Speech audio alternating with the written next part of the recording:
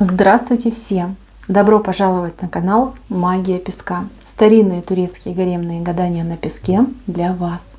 Мои дорогие зрители, гости, подписчики, всех вас хочу поблагодарить за ваши лайки, хорошие добрые комментарии, за ваши донаты. Земной вам поклон. Давайте сегодня сделаем отсыпочку на такую тему. То, о чем вы не знаете, о чем хотят предупредить вас высшие силы. Если тема интересна, загадайте, пожалуйста, на себя, назовите свое имя, попросите высшие силы раскрыть вам информацию и предупредить, посоветовать, либо подсказать.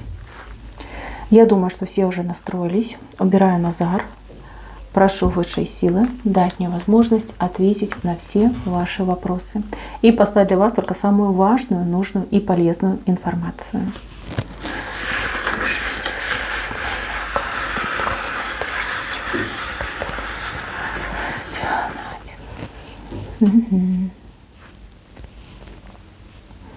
Вы кому-то очень сильно доверились, либо на кого-то прям ставки делаете. Для вас это человек, прям как, я не знаю, гуру, спаситель, помощник, тот, кто не предаст, не обманет. Вы слишком полагаетесь на этого человека. Этот человек случайно, либо, как знаете, несознательно может вас подвести. При этом, если вы придете с претензиями, вам человек, скажет, типа такого, да, а почему ты на меня полагалась, а почему ты вот от меня ждешь, у меня там своя жизнь, у меня свои интересы, не получилось, да, я хотел, но не получилось, да, такие варианты тоже возможны. Мои хорошие, пересмотрите свое отношение и, пожалуйста, не полагайтесь всецело на тех, кто вас окружает, рассчитывайте в первую очередь лишь только на себя. И как еще подсказочка, да, имейте запасные и дополнительные варианты. Это очень важно. Я не хочу, чтобы это плохое предсказание у вас исполнилось, но я хочу вам помочь. Я хочу передать то, что вам показывают. Здесь велика возможность, что человек просто не сможет. Да? Разные причины могут быть. Человек не сможет, еще, знаете, как-то так вам ответит пренебрежительно. Чтобы вы не убивали, чтобы вы не расстраивались, чтобы ваши планы не рушились, пожалуйста, подумайте об этом. И еще момент. Не судите людей, не меряйте людей по себе. Вот как вы, честный, порядочный человек, таких мало, таких больше не делают. Вы просто уникальный человек. Вы, если взяли на себя обязательства, так вы ни есть, ни спать не будете, пока вы это обязательство не выполните. Но те, кто вас окружают, вот такими сильными моральными качествами не обладают, к сожалению. Это не значит, что они плохие люди. Просто они такие, как они есть. Так, запасной вариант и полагайтесь на себя. Идем дальше. Здесь какая-то важная поездка у вас должна состояться, либо неожиданно вы в эту поездку поедете. Она сопряжена с какими-то документами. Документы, бумаги, может быть, даже деньги. Что-то придется экстренно получать,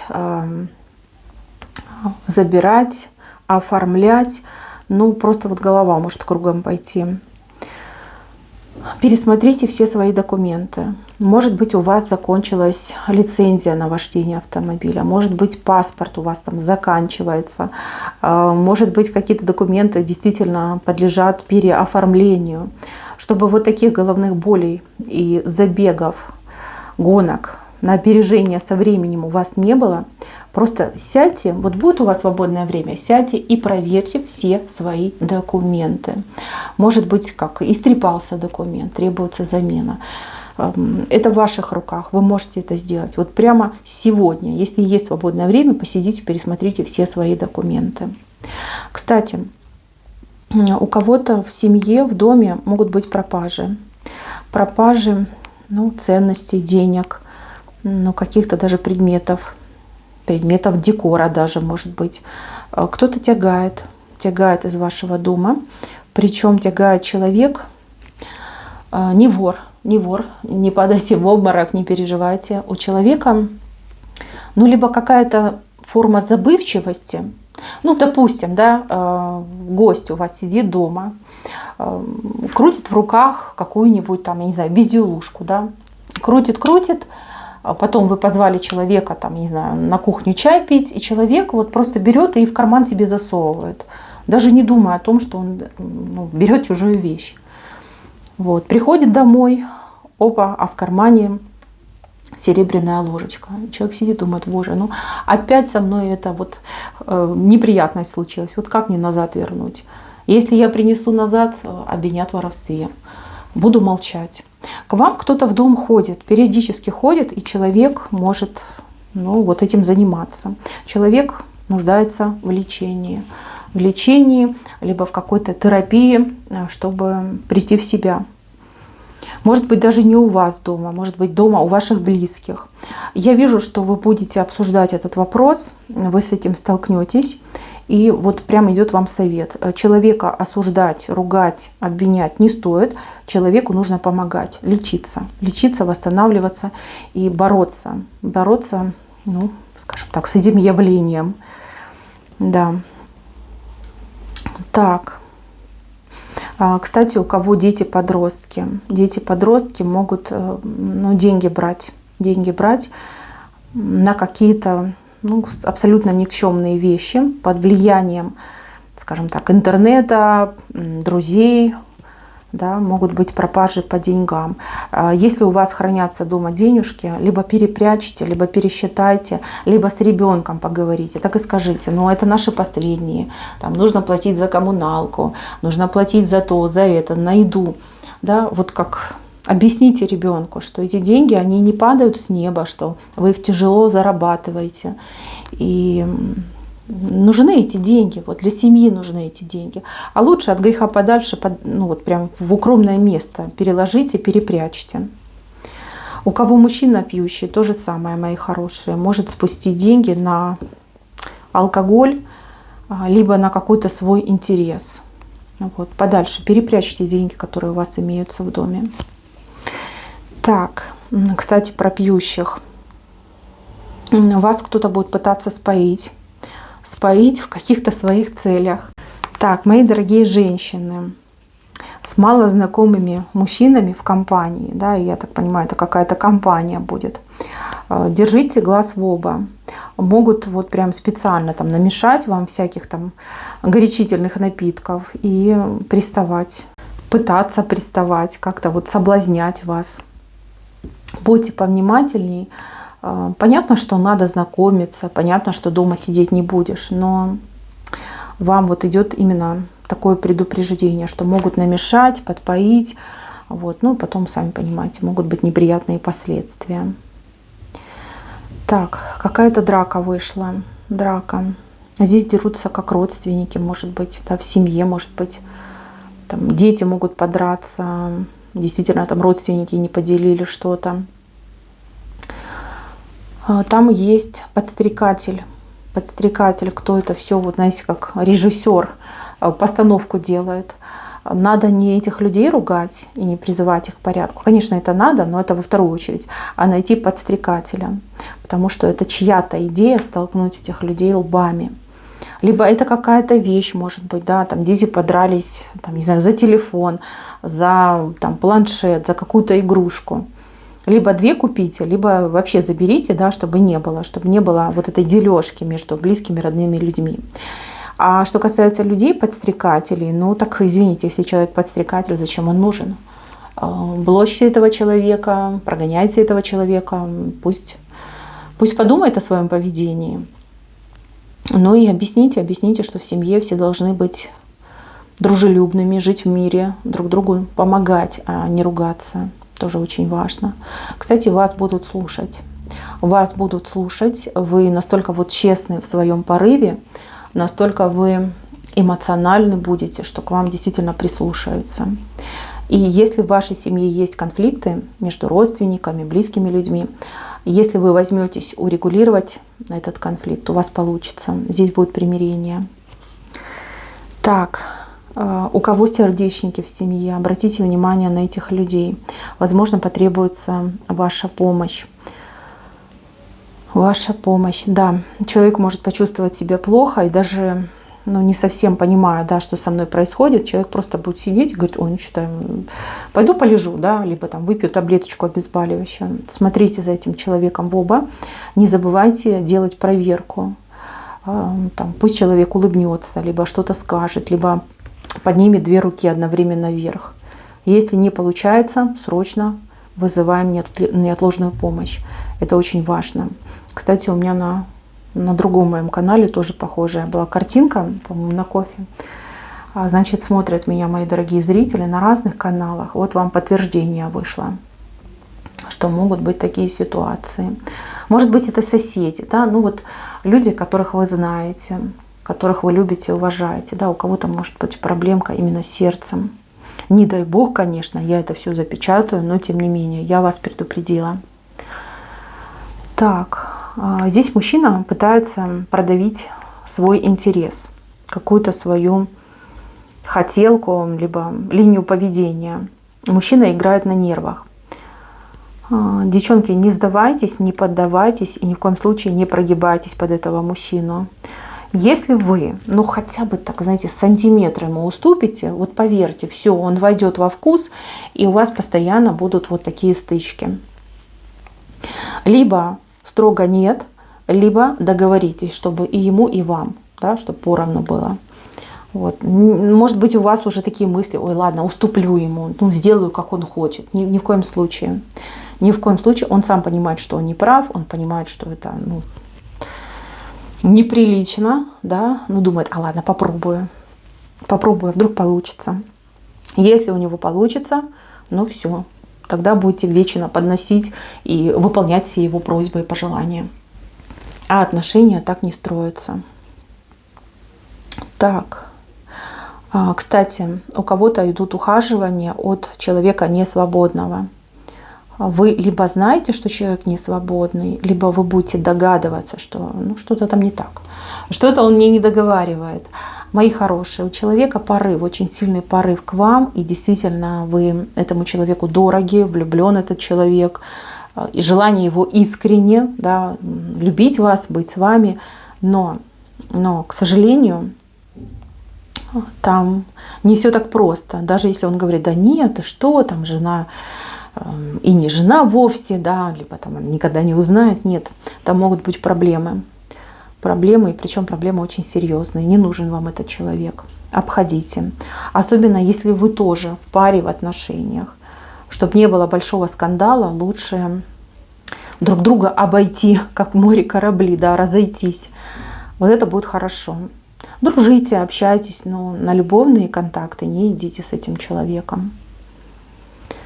Так, какой-то враг-недоброжелатель. Враг-недоброжелатель.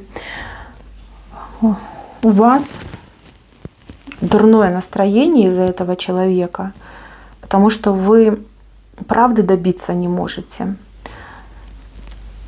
Вот вопрос, да, почему? Почему вот я хороший, добрый, порядочный человек, страдаю от какого-то злобного, агрессивного человека, который там лжец, махинатор, там, не знаю, зловредный человек, козни строит. Вот у вас такой вопрос в голове. Но это может быть как личный персональный враг, так и проблемы, например, с каким-то конкретным человеком.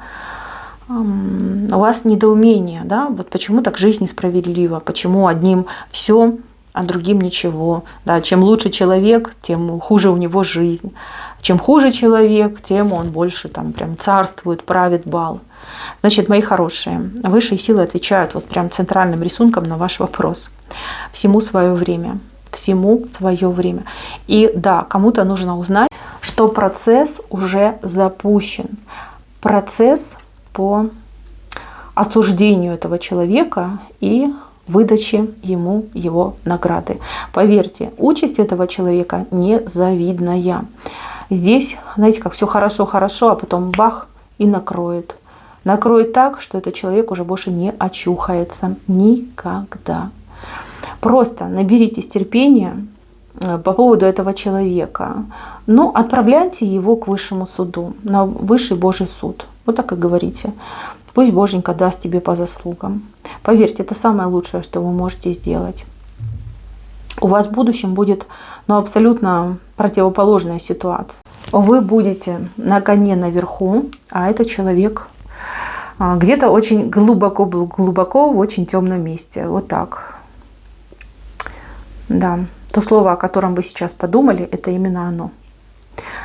Я понимаю, что подумали вы все о разных словах, но вот кто себе что подумал, именно там этот человек окажется. Так, по поводу работы. Работа. Я так понимаю, что вы в поисках лучшей работы, в поисках более стабильной работы, либо денежной работы. Пока варианта нет. Нет, просто нет, тут физически нет. Но этот вариант у вас появится. И я вам больше скажу. Вы, вот смотрите, вы ищете, вы там резюме, CV отправляете, вы с людьми общаетесь, там все знакомые знают, что вы хотите поменять работу, либо найти работу. Это все, вот процесс запущен. Эта работа, она выстрелит. Вот знаете, как в один момент вы сами можете найти объявление, и еще кто-то об этом может сказать, и даже, вот знаете, работодатель сам вам будет звонить и предлагать. У вас будет хорошая работа, но немножечко попозже. Если вы сейчас работаете, и работа вас не устраивает по каким-то критериям, пожалуйста, не уходите, подождите, дождитесь своего часа. У вас идет ситуация, как вы с одной работы сразу же переходите на другую. Вот. А те, кто сейчас совсем без работы, у вас будут возможности подзаработать, вам будут давать какая-то мелкая работа, либо там временная работа.